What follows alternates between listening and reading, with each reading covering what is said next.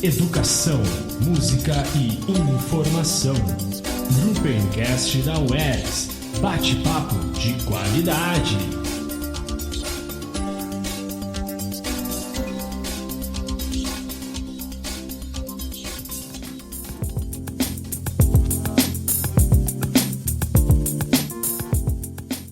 Olá, ouvintes! Está começando o Gruppencast, o programa de podcast do Grupo de Pesquisa e Educação Musical Diferentes Tempos e Espaços, que está registrado no CNPq, vinculado à Universidade Estadual do Rio Grande do Sul, a UERGS.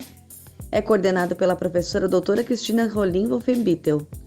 O tema dessa edição do Gruppencast é o bebê e a música, e a cada programa conversaremos com um convidado especial sobre o tema. Eu sou Graziela Felício, mestranda do mestrado profissional em educação da UERGS, e hoje entrevistarei a nossa querida professora doutora Vera Lúcia Gomes Jardim.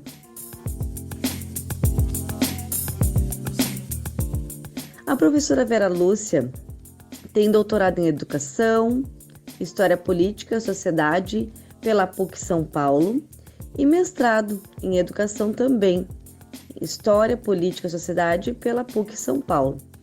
Possui especialização lato sensu em psicopedagogia, graduação em pedagogia, habilitação plena licenciatura em música e habilitação plena em música, piano e canto. Atualmente é professora do curso de pedagogia da Unifesp e pesquisadora da PUC de São Paulo. Tem experiência na área de educação, música e artes, atuando principalmente nos seguintes temas: formação de professores para educação infantil e ensino fundamental, orientação de estágio na educação infantil, políticas públicas e projetos culturais, materiais e livros didáticos, educação musical, formação de professores para educação musical, ensino da música, história da educação musical, história das disciplinas escolares e por aí vai. A gente sabe que é só uma pequena parcela, de tudo que essa grande professora estudiosa tem feito por aí. E a gente se viu apaixonado, em algumas de suas falas, nesse momento de pandemia que acabou estreitando, alguns espaços. Então passamos a conhecê-la e ficamos muito entusiasmados em entrevistá-las e ouvirmos hoje a nossa querida professora doutora Vera Lúcia Gomes Jardim. Muito obrigada, professora, por ter aceito este convite. Estamos muito felizes em recebê-las. Então vamos começar o nosso bate-papo. Primeiramente, eu gostaria muito de agradecer ao convite do grupo de pesquisa e do projeto de extensão em educação musical da Universidade Estadual do Rio Grande do Sul, em especial a Graziela Felício, que eu tive o prazer de conhecer e com quem eu mantive os contatos para essa conversa. Eu gostaria também de destacar a importância dessas iniciativas e eu me sinto privilegiada pela oportunidade que vocês estão nos dando para divulgar nossos trabalhos, trocarmos ideias, compartilharmos nossas dúvidas e podemos construir juntos um pouco mais de conhecimento. Então, meu muito obrigada. Eu gostaria de falar um pouquinho sobre o meu lugar, para começo de conversa, pois isso ajuda a justificar meus procedimentos e minhas escolhas. Embora eu venha da área da música, eu sou professora do Departamento de Educação da Universidade Federal de São Paulo e minha área é de fundamentos teórico-práticos do ensino da música na educação.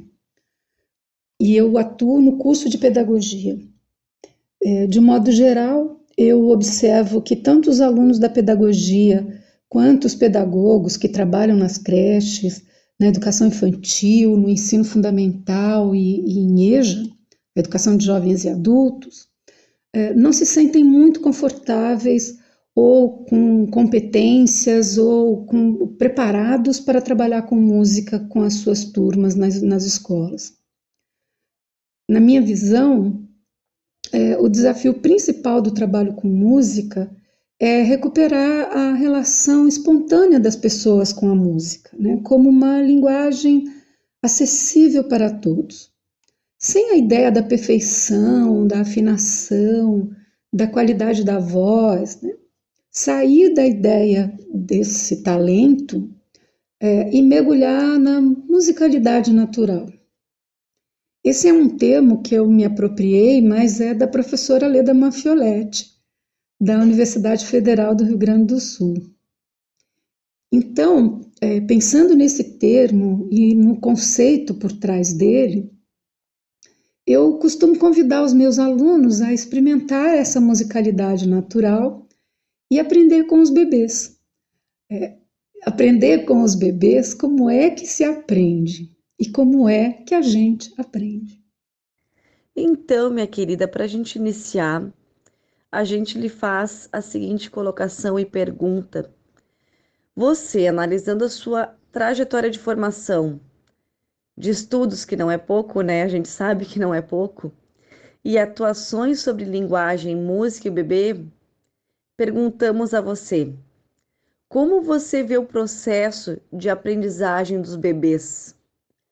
O processo de aprendizagem dos bebês envolve vários aspectos e por isso requer uma visão multidisciplinar. E pensando nesse diálogo entre as áreas, organizamos um programa de extensão universitária, o Programa Música e Bebês, que eu coordeno desde 2012. O programa é interdisciplinar e intercamp e participam alguns colegas professores da Unifesp que são interessados no tema. É o caso da EFELESH, do Campus Guarulhos, que é um campus de humanidades, e o Campus São Paulo, que é das áreas médicas. Nós temos colegas da educação, da medicina e da enfermagem, que se dedicam aos estudos da infância e ludicidade, na área do desenvolvimento e cultura corporal, na área da psicologia, inclusão, cuidado com os bebês, música e cérebro, neurociência. E nós operamos com as informações de que dispomos. O que estudamos nos dá a base para como deveremos desenvolver as nossas ações. Participam alunos bolsistas e voluntários, estudamos vários aspectos sobre o desenvolvimento dos bebês e planejamos ações nas creches públicas de Guarulhos, com a parceria e apoio da Secretaria de Educação. Nestes momentos, além de proporcionarmos esses encontros, observamos e aprendemos.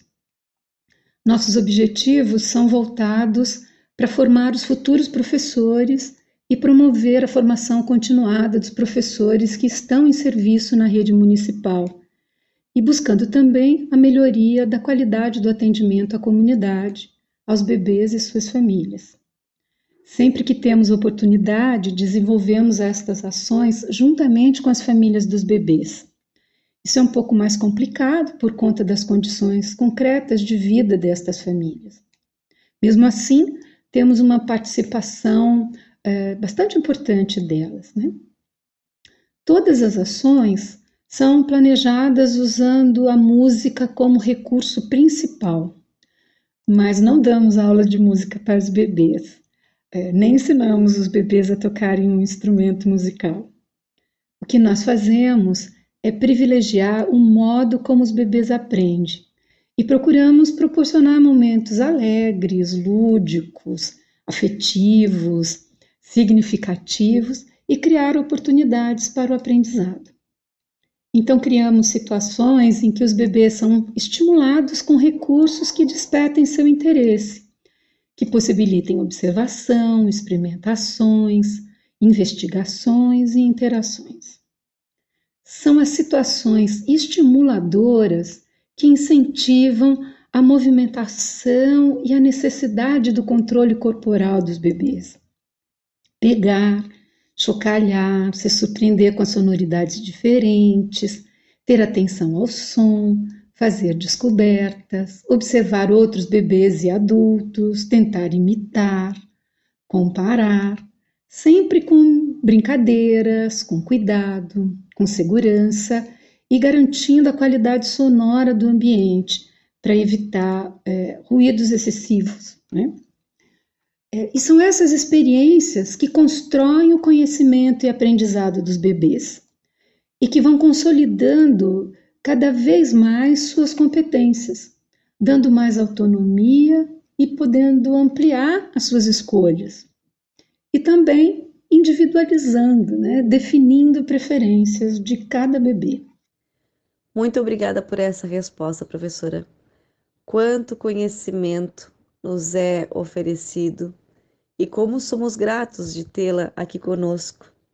E seguindo a nossa roda de perguntas, temos aqui, pensando no desenvolvimento cognitivo e na socialização dos bebês, de que forma a música pode auxiliar?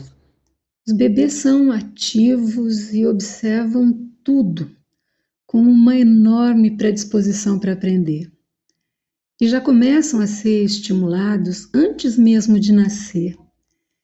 Embora o tato seja o primeiro sentido a ser desenvolvido, nas condições de vida intrauterina, ele é estimulado pelo som, que é o principal elemento da música. E o bebê começa a perceber as vibrações do som do corpo da mãe e do ambiente externo. Hoje nós sabemos que o útero não isola o bebê do som.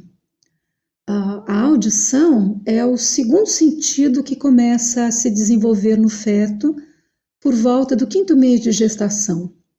E o bebê começa a ter um repertório de sons que são gravados e armazenados. É a memória se construindo. Então, ao nascer, ele não chega num ambiente totalmente desconhecido.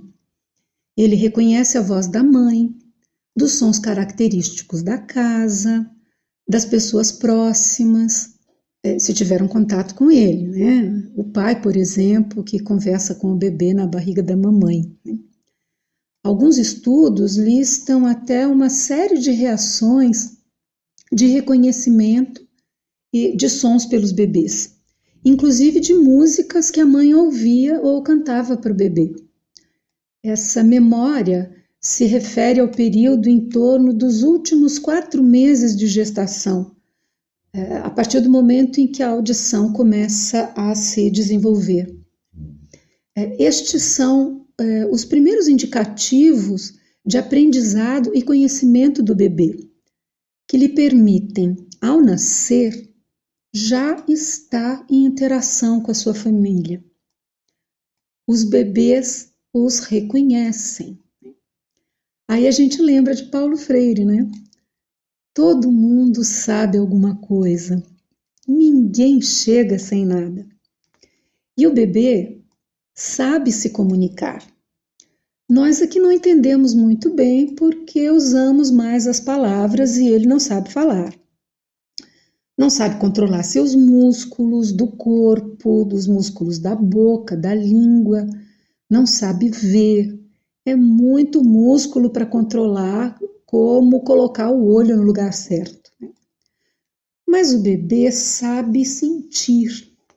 Sentir o desconforto de fome, dor ou frio, que ele nem sabe muito bem o que é. Ele sabe sentir também o aconchego do colinho da mamãe. Ele sabe sentir. E é aí que a gente entra com a música, porque a música é a linguagem da emoção e todo mundo entende.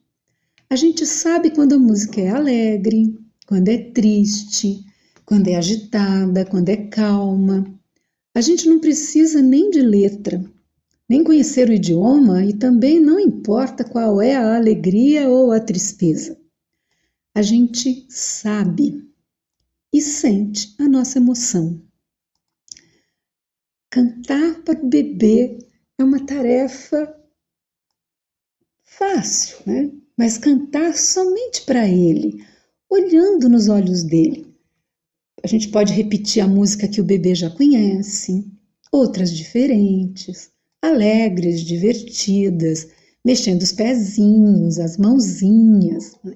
Músicas inventadas, sem letra, só com lá lá lá ou nananã. Assim vamos aumentando o repertório de sons, de ritmos, de sílabas, de possibilidades de movimentos, que vão ampliando o conhecimento do bebê. E cantar para o bebê é a forma mais afetiva de interação e da comunicação efetiva. Eu vou repetir, afetiva e efetiva. Aquela interação de qualidade que acolhe, que dá segurança e carinho e que cria as melhores condições para o desenvolvimento motor e cognitivo, para as relações afetivas, interações e a socialização do bebê. Nossa, professora, como a música é potente, né? Como ela pode auxiliar de verdade.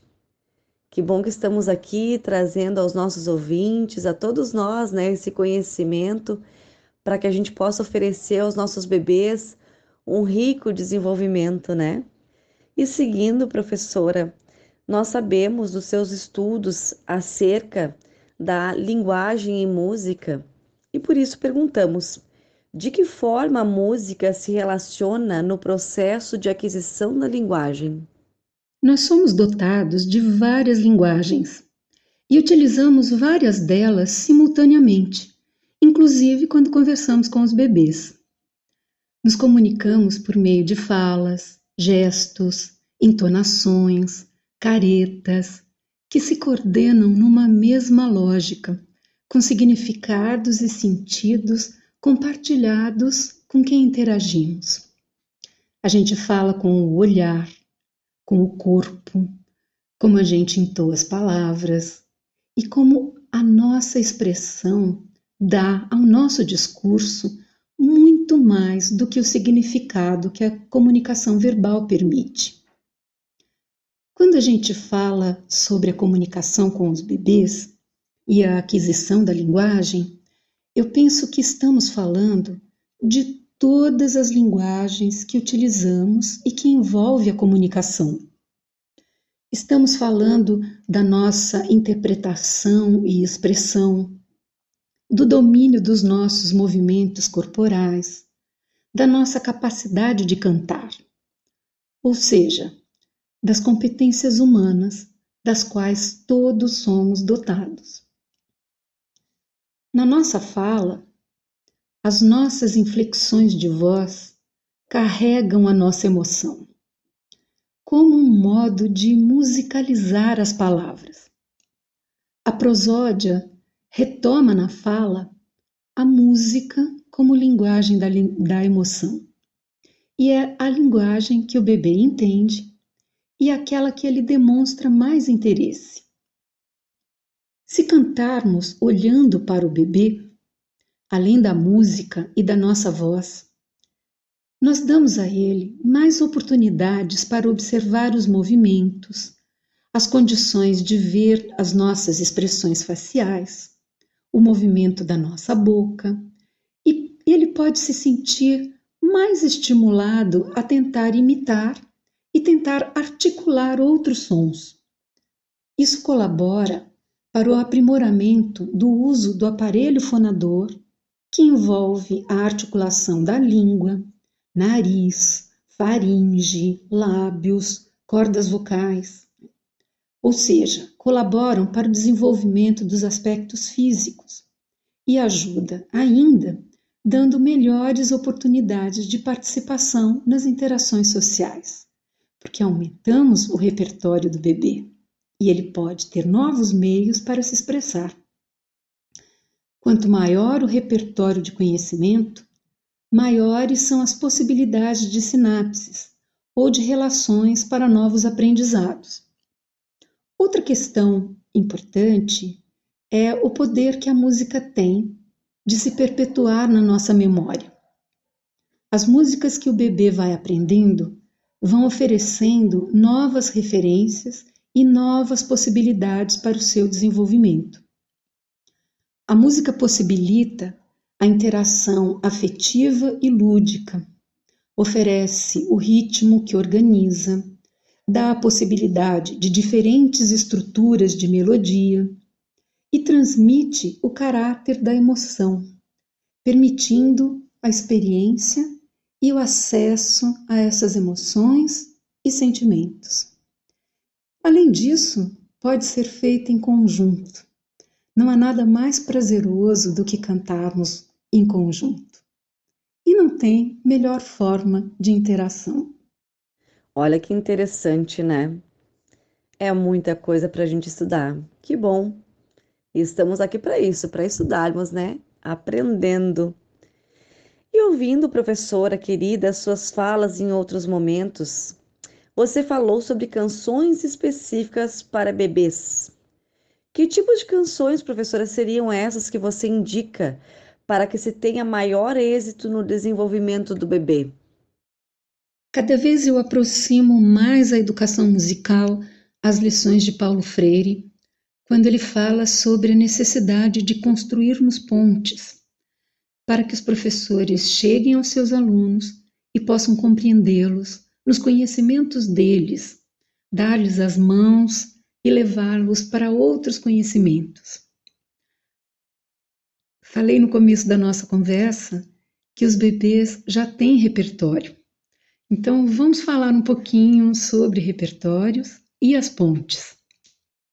Desde os documentos oficiais, em especial o Referencial Curricular Nacional para a Educação Infantil, de 1988, já está demarcado que a criança deve ser entendida como um sujeito social e histórico, que faz parte de uma organização familiar, que está inserida em uma sociedade com uma determinada cultura, que ela é marcada pelo meio social em que se desenvolve e também o marca. Nas condições atuais da vida, do papel da mulher na sociedade e na necessidade do cuidado aos bebês, a escola precisa receber este bebê com este entendimento. O bebê já tem a sua história, a sua cultura, e eu afirmo que o bebê tem o seu repertório musical. E mais do que se adaptar, ele merece ser acolhido. A escola pode acrescentar este item de acolhimento e incluir as músicas que o bebê já conhece. E o seu repertório musical pode ser a ponte para chegarmos até ele, para que ele se reconheça neste grupo e que se dê a conhecer aos demais. Nas nossas atividades no programa Música e Bebês, nós começamos com a investigação da memória musical e a história de vida das famílias. Descobrimos repertórios, canções de ninar, músicas festivas, de lugares diferentes, outras línguas, etnias. Todos têm sua memória e sua história musical. Inclusive o pertencimento geracional, as músicas que tocavam nas rádios, determinados artistas de sucesso. E é essa nossa ponte para chegarmos aos bebês, sem juízo de qualidade, buscando valorizar sua história, sua cultura, suas raízes. A questão da qualidade musical pode ser um fator preocupante, pois pode dar margem ao preconceito sociocultural, ao preconceito étnico, a partir do preconceito estético. Neste ponto, a ciência pode nos ajudar a superar um pouquinho esses problemas. Por exemplo, nos anos 90, foi largamente difundido o chamado efeito Mozart, com as primeiras experiências de neurociência que afirmavam que ao ouvir Mozart, um compositor erudito austríaco, as crianças ficavam mais inteligentes. As experiências observavam aumento significativo na atividade cerebral ao ouvir as músicas de Mozart. No entanto, outros pesquisadores contestaram e prepararam diferentes experimentos, verificando os mesmos efeitos com repertórios variados. O que se sabe hoje é que a música provoca uma complexa função cognitiva do cérebro, em que diversas áreas cerebrais entram em atividade, conectando várias regiões com diferentes funções.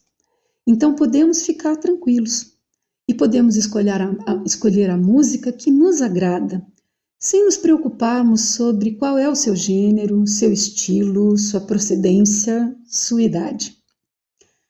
Nas ações do nosso programa, enfrentamos também uma dúvida recorrente, que é se as músicas para bebês e crianças pequenas precisam ser sempre agitadas e alegres para estimular e animar. E entendemos que não. As músicas podem ser alegres, tranquilas, mais agitadas, mais tristes, porque todas as emoções fazem parte da vida do bebê. E é importante entrarmos em contato com nossas emoções. A cada momento, podemos escolher a música mais adequada ao que estamos vivendo. Observamos também que várias nacionalidades têm repertórios específicos para crianças e bebês, que fazem parte do seu folclore. E percebemos alguns aspectos semelhantes entre eles. Por exemplo, músicas que indicam movimentos corporais, bater palmas e bater pés, balançar o corpinho, músicas que estimulam imitação de sons ou barulhinhos diferentes feitos com a boca. Vimos também repetição de sílabas ao final de cada frase, ao modo do atirei o pau no gato, ou paradas bruscas e retomadas para ter suspense e atenção, alternância dos andamentos, ora mais lenta, ora mais apressada, exigindo mudanças e controle do corpo, como desafios ao modo de brincadeiras. E todas parecem atingir seus objetivos. É um desafio para todos, pais e professores, aprender a cantar em outra língua, palavras diferentes que nem sabemos muito bem o significado. Elas podem parecer estranhas para quem não conhece, mas deixam de ser estranhas quando as aprendemos. Por isso eu entendo que a escola é o melhor lugar para começar a conhecer e aprender sobre pessoas, lugares e músicas diferentes, desde pequenininhos. Professora Vera, querida, quanto aprendizado nessa entrevista. E já é com um tonzinho de tristeza que eu vou falando, porque estamos nos aproximando do final. Então eu quero aproveitar para agradecer a sua disponibilidade, porque sabemos quanto a sua agenda é concorrida. Agradecer a sua generosidade, entusiasmo, que nos contagiam e nos incentivam na pesquisa. Quero convidar aos ouvintes para que busquem, na rede que hoje temos à disposição, os artigos, os estudos da professora doutora Vera Lúcia Gomes Jardim. Com certeza serão de forte base para os nossos estudos acerca do bebê e a música. Então, professora, obrigada de novo. Muito obrigada. Estamos muito felizes com todo esse conteúdo a nós repassado. E para finalizar, então, deixamos este momento para a sua fala final, para os nossos ouvintes que estudam e acreditam na importância da música para o desenvolvimento dos bebês. Agora é com você. Que mensagem você deixa para nós? Eu agradeço novamente a oportunidade de estar aqui conversando com todos vocês. E espero ter colaborado de algum modo com o relato das minhas experiências. Para encerrar, eu gostaria de retomar alguns pontos que considero mais relevantes. E começo ressaltando a importância da presença indissociável do adulto com o bebê, com uma interação de qualidade que dá segurança para o bebê e cria condições para o seu desenvolvimento afetivo, motor e cognitivo. E destaco o uso da música como essa linguagem afetiva que desperta uma reação corporal e o desenvolvimento motor, não só no bebê, mas durante toda a vida do ser humano, como uma linguagem primordial, já que a música está presente em todas as culturas e etnias, de todos os lugares, em todos os tempos. Mais do que isso, as músicas expressam e comunicam a identidade de cada grupo e, portanto, o o pertencimento, a história e a cultura de cada indivíduo, o modo como é feita a aquisição da linguagem, a sua estética. Então, o bebê que chega na escola, mesmo pequenininho, já tem sua história e sua cultura. E penso que o papel da escola, nos primeiros anos de vida dos bebês, é fazer esse resgate, valorizar este pequeno ser, valorizando sua cultura, seu conhecimento, seu pertencimento. Então entendo que o planejamento pedagógico na área de música não é ter o repertório da escola ou da professora, mas pesquisar e organizar o repertório daquele grupo, de cada família. Eu entendo que o respeito ético ao bebê inclui saber que música ele já conhece. Essa também é uma investigação importante para o acolhimento ao bebê. E ao trazermos a música de cada um, eu acho que não só respeitamos cada bebê, mas criamos a oportunidade de compartilhar com os outros a cultura de cada um. E eu penso que desde cedo poderemos semear um espaço de conhecimento e, quem sabe, uma possível superação de preconceitos. Meu muito obrigada e forte abraço a todos.